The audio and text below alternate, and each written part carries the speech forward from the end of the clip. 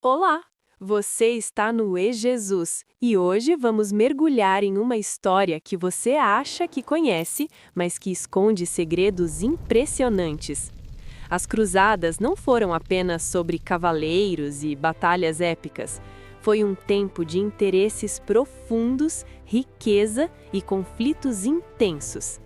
Prepare-se para entender por que a história real é muito mais surpreendente que a ficção. Assista até o fim para não perder nenhum detalhe dessa jornada fascinante. A imagem que ficou no imaginário popular é essa aí. Uma guerra santa pura e simples. Exércitos de nobres, todos unidos por uma fé inabalável, atravessando o mundo para libertar lugares sagrados. Uma jornada de pura devoção contra os chamados infiéis. Parece até roteiro de cinema, né? Então, a resposta curta é: de jeito nenhum. Como quase tudo na vida, essa imagem heróica não conta nem metade do que realmente aconteceu. A verdade é muito mais bagunçada, mais humana, cheia de ambição, de política e de consequências que ninguém naquela época poderia prever. Para a gente entender de verdade o que foram as cruzadas, não dá para olhar só para o discurso religioso. A gente precisa dar uma espiada nesse caldeirão de interesses que estava fervendo na Europa medieval.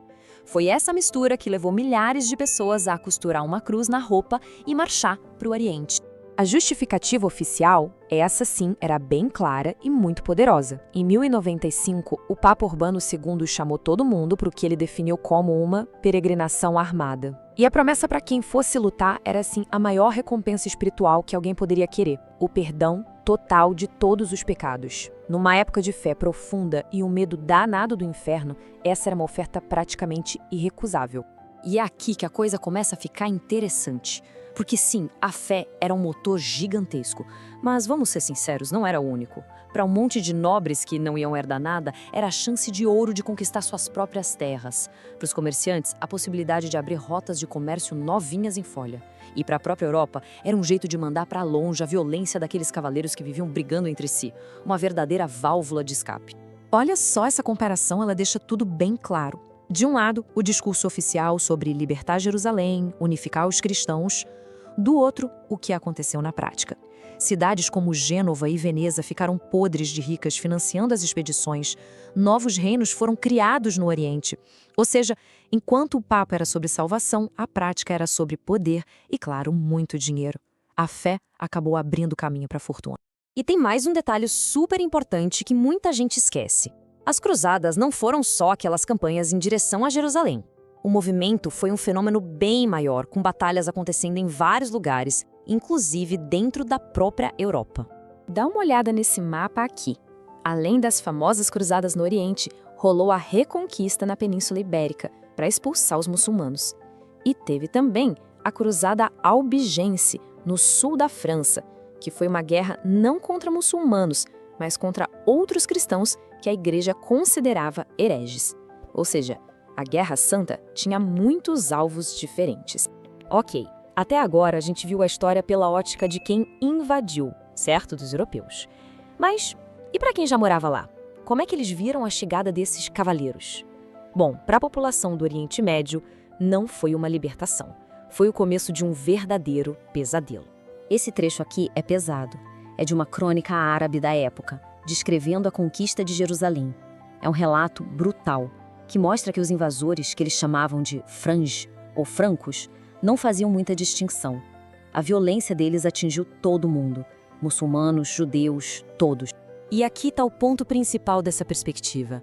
Para os habitantes locais, isso inclui muçulmanos, judeus e até os cristãos que já viviam no Oriente, não teve libertação nenhuma. O que teve foi uma invasão bárbara. Uma ocupação que durou quase 200 anos e deixou um rastro de destruição e uma desconfiança profunda que, de certa forma, ecoa até hoje. E no fim das contas, depois de 2 séculos de conflitos, qual foi o saldo?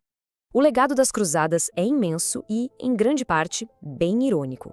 As consequências que mais duraram talvez não fossem nem de perto o que os organizadores originais esperavam. Essa linha do tempo ajuda a gente a visualizar os altos e baixos. A conquista de Jerusalém, em 1099, claro, foi um sucesso militar para eles no começo. Mas o ponto de virada, para mim, é 1204. Foi quando a Quarta Cruzada, que foi desviada por interesses comerciais de Veneza, acabou saqueando Constantinopla, que era a capital do Império Cristão Bizantino. Foi aí que os ideais originais se perderam de vez. Na Europa, as consequências foram um verdadeiro efeito dominó, uma peça derrubando a outra. Primeiro, o contato com o Oriente reabriu rotas comerciais, o que fez a economia bombar e as cidades crescerem. Depois, muitos nobres que gastaram fortunas para ir para a guerra acabaram perdendo terras e poder. E a última peça cair.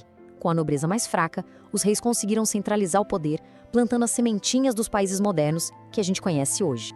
Então, o que fica de tudo isso é um grande paradoxo. Por um lado, uma ferida histórica gigantesca foi aberta entre o cristianismo e o islamismo.